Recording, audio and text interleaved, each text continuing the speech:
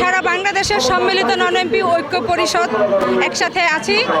আমরা গত বছরের রমজান মাসে প্রথম আন্দোলনে আসি 3 দিন, তারপরে আমরা চলে যাওয়ার আবার 17 দিনের আন্দোলনে আসি। আসার পর আমাদের অন্তর্বর্তীকালীন সরকার বললেন আপনারা চলে যান, আপনাদের এমপি দেওয়া হবে। প্রায় 6 মাস চলে যাওয়ার পরেও যখন আমরা কোনো খোঁজ খবর পাচ্ছি না এমপির, আবার আমরা আন্দোলনে আসলাম। প্রায় টোটালে আমরা 87 দিন আন্দোলনে ছিলাম। সরকার আমাদের আন্দোলনের মুখে আমাদের নীতিমালা দিল এবং বিজ্ঞপ্তি দিল আবেদন করার জন্য। আমরা আবেদন করলাম, কিন্তু আমাদের আবেদনের পরে আমাদের এমপি ভুক্তি আর ঘোষণা করা হয় নাই। আমরা সারা বাংলাদেশে নানা রকম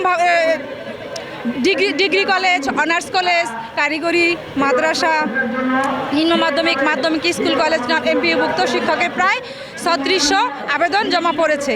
আমাদের সরকারের কাছে আবেদন ছিল, আমরা দীর্ঘদিন সরকারি সুবিধা বঞ্চিত, বেতন বোনা সব কিছু থেকে বঞ্চিত। কিন্তু আমরা যখন 17 দিনের আন্দোলনে ছিলাম তখন এমপিভুক্ত প্রতিষ্ঠানের শিক্ষকরা আন্দোলনে আসছেন। ওনারা বাড়ি ভাড়া 15% বাড়ি ভাড়া সরকারের কাছ থেকে আদায় করে নিয়ে গেছেন, অথচ ওনারা সরকারি বেতন পান, ঈদ বোনাস, বৈশাখী ভাতা এবং কলেজ থেকে ওরা টাকা পয়সা পান। কিন্তু আমরা কোথাও থেকে কোনো টাকা পয়সা পাই না। আমরা সরকারের বিধি মোতাবেক নিয়োগ এবং স্বীকৃতিপ্রাপ্ত, তাহলে আমরা কেন বেতন পাবো না? আমরা একই সার্টিফিকেট দাঁড়ি, আমরা একই বই পড়াই, একই সিলেবাস পড়াই, তাহলে ওরা বেতন পাচ্ছে, আমরা বেতন পাচ্ছি না। সরকারের কাছে বারবার আবেদন করা সত্ত্বেও সরকারের কোনো মাথায় কামাচ্ছে না। অন্তর্বর্তীকালীন সরকার শেষ পর্যন্ত আমাদেরকে বিজ্ঞপ্তি দিয়েছে আবেদন করার জন্য। আবেদন করার পরেও চলে গেছে অনেক দিন, দিচ্ছি করে সফটওয়্যারের কথা বলে সফটওয়্যার আপডেট হচ্ছে না, এইসব বলে কালক্ষেপণ করে ওনারা নির্বাচন দিয়ে চলে গেলেন। আমরা রয়ে গেলাম রাজপথে। আবার এমপিভুক্ত নতুন শিক্ষামন্ত্রী আসলো।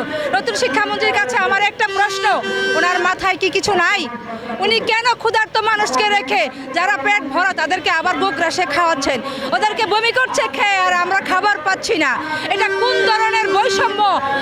মাননীয় শিক্ষামন্ত্রী, শিক্ষা প্রতিমন্ত্রী এবং প্রধানমন্ত্রী ওনারা কি এসব দেখছেন না?